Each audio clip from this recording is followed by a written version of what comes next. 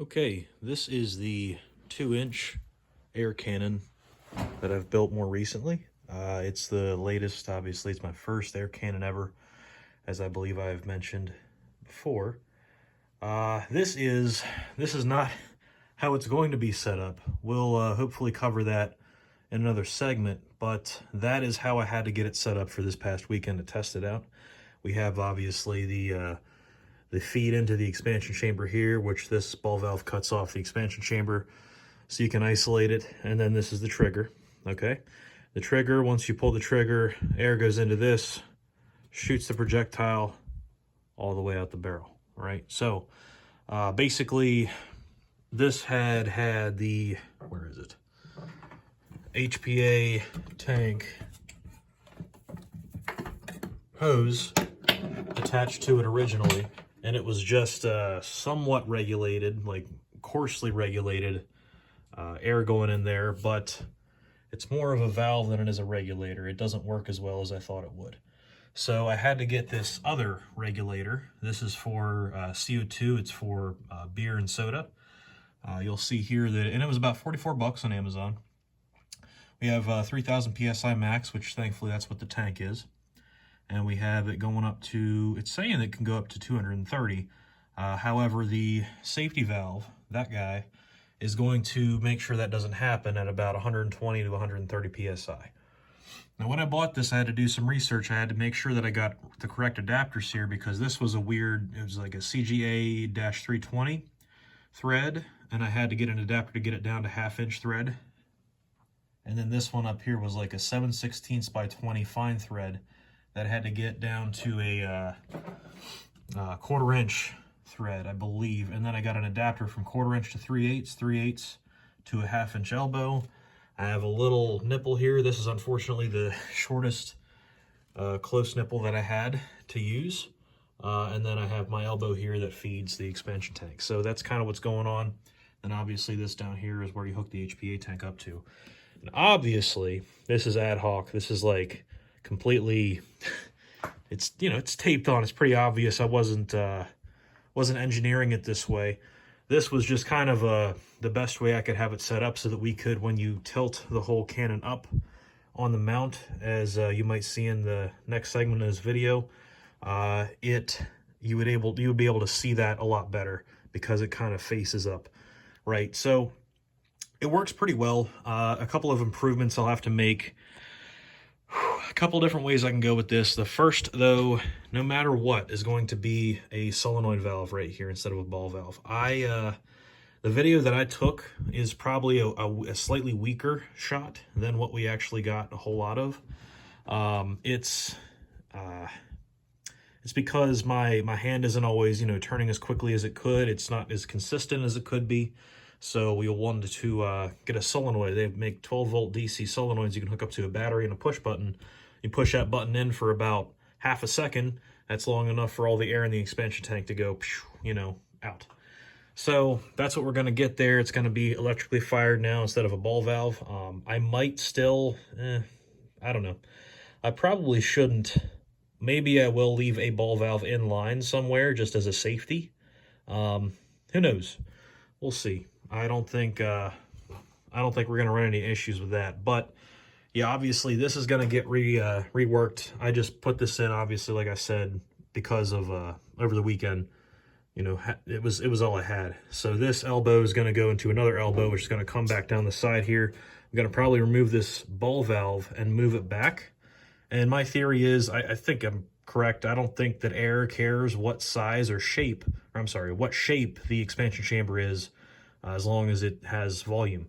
So if I'm wrong about that, correct me. But the idea here is to make this ball valve go away, poof, and then 90, 90, go down, ball valve goes down here now. So then I'd have the regulator set up and then the HPA tank. The HPA tank itself is eventually going to get mounted to the carriage, which this is not. Carriage is outside right now. But I did want to get like a fire extinguisher bracket, see if I can find one of those, or maybe I could just get some EMT conduit clamps, which might be better. So that's the plan with that. But yeah, we're going to wrap that expansion tank back around. It just makes more sense to bring it back down and add more volume into it. by using this little 1/2-inch pipe. Like I said, come down around. So, but you're gonna see that here hopefully in the next segment of the video. I'm taking this first one just so I can show you guys how it worked out over the weekend, what I had to do to get it working. It's pretty sizable. It's hard to take a video of it in my small basement, but it's 2-inch, and like I mentioned before, one of the things that I'd like to do is possibly upgrade it to a 3-inch. I've only bought 6 rockets, so it's not the end of the world if I change my mind now. But a 3-inch here, and then I'd make it all metal. So I'd have to make it all black iron for pressure reasons, and then I would put a just remake everything with metal. I think it would be a lot more durable, both for the air pressure and just being like dinged around and stuff. It's probably not going to warp as easily. Obviously, it's not going to. If it's sat under the sun and it's plastic, it's probably going to warp a little bit. So want to kind of do away with that. I don't think I'm going to do any like weird stuff. It's just going to be a smooth bore, something like that. Like rifling would be a little bit too much, and I don't know if it becomes something if I rifle it like legally. So I'm just gonna say, hey, I went to the hardware store and put it together like anybody could. So yeah, that's about the long and short of it. I don't want to be too long-winded here, but it did get about 70 yards, I'd say, with the regulated 120 psi of air and my slow hand. I think we could get better range with a snappier release on a solenoid. And by the way, we were launching a caulk tube out of the the end of this thing because I was stupid and forgot my rockets at home. So we launched a couple charcoal briquettes with plastic bags for wadding, which went really far, but we didn't measure that. The caulk tube, empty caulk tube with duct tape wrapped around it was the MVP of the day. It was pretty cool to watch that thing stick its nose into the ground. So obviously we're not using that in an airsoft game, but still, I'm not going to lug this thing up to where we could shoot it at just to not test it out. So we got it working. Anyway, without further ado, moving on to the next section.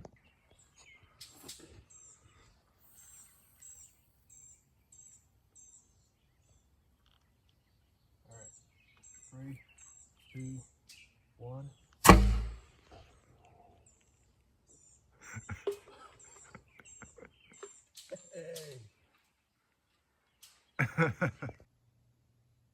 Okay, I got her cleaned up a little. We've rerouted the expansion chamber to wrap around a little bit. It's a little bit cleaner, a little bit neater. The valve is still here, but now it is after the extra tubing.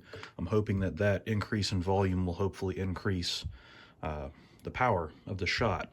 I heard one time read one time on a forum that you want to try to match the space inside the barrel with the space inside the expansion chamber as close as you can.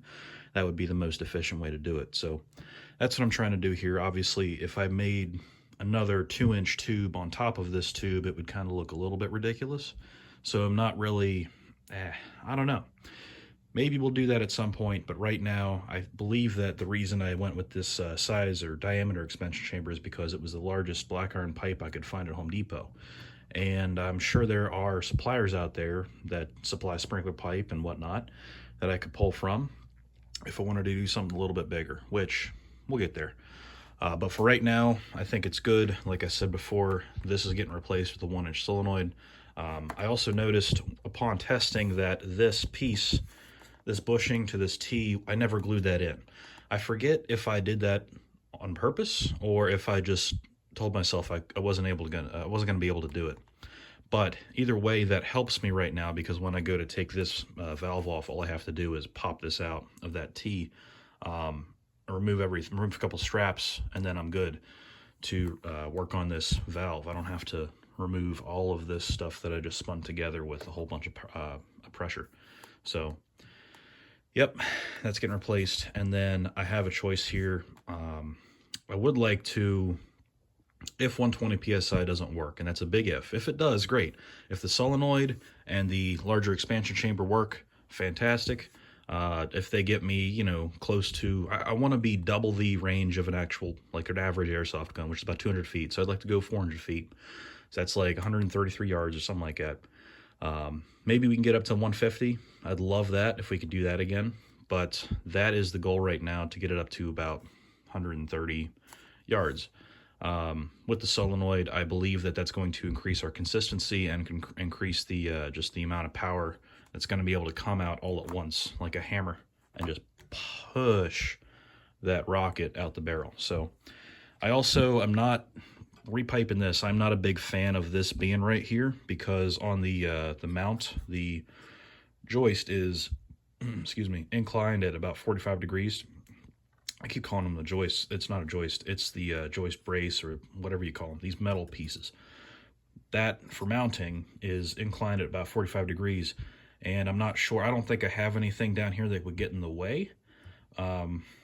Question mark. But if this is the most compact way to do it, because the other ways are to like flip it up to the side, flip it up this way, and turn it. Which that's great, but I got to remember this thing is going to be at a 45-degree angle the entire time. So I wanted to be able to kind of read these things, although them being right side up isn't really as important as them just being readable from somewhere. So on this side, given that I have my elevation mechanism working on this, and that has to get improved, because it works, but I'm kind of disappointed in it. So yeah, it's still the same idea. It's just I've improved it slightly in theory. We'll see where it goes from here. Like I was saying before, if the solenoid and the improved expansion chamber don't work out, then I'm going to have to upgrade a couple of things, probably starting with the expansion chamber itself, make it larger. And then also I want to put non-plastic parts everywhere. I'm trying to keep it at 120 PSI for safety's sake. I've been talking to people online about this. They say that even though the pipe is, and I didn't know this before, but even though the pipe is rated for 250 PSI, that's for water. Okay, so that means that you basically, what the guy said was you take that and divide it by half, and that gives you 125 safe PSI. I Googled it, it's at 160, but I'd rather be safe than sorry, because I've seen pictures of this plastic spalling, and it's way worse than the metal spalling. The metal spalling, you get a little tiny like divot right there, and maybe a little bit of spall. You could probably find it with a magnet if it got into your skin. The plastic, huge explosion, lots more, shrapnel flying everywhere. So we want to make sure that that doesn't happen. I'll do whatever it takes to make sure that doesn't happen. So, plus, it would also be cooler, more durable to have the metal pieces down below. I would like to have the sound of metal on metal sliding up in the tube like an actual shell, versus the kind of hollow sound of plastic. But it's not that important. It is pretty light as it is, and it's going to increase weight, which is also going to increase what I'm going to have to do to the carriage when it comes time, because there's little $12 hubs that I bought that are for a hand truck that I put on the spools. They've broken before on larger spool wheels over rough terrain. I do not want that to happen again. It's kind of embarrassing to design something like that and have it break. But anything more expensive, I can't guarantee it's going to work better. So we'll see. I'll just have to beef that up, which I'd like to do either way, whether or not this cannon gets heavier or not. So yeah, that's about it. I just want to show you guys the improvement that I made, quote unquote improvement. I'd like to take this out. I'm going to try for sometime in July to take this out and give it another run, but I probably won't have the solenoid, because I've been spending a lot of money on this stuff to get it up and running, and I need to take a break from spending so much money for a while. So if I get a whole bunch of service calls or a whole bunch of overtime, then maybe we'll see. But otherwise, this might have to wait a couple months until we get some updates on it. I am incredibly excited about it, but family comes first. So, all right. Thanks for watching.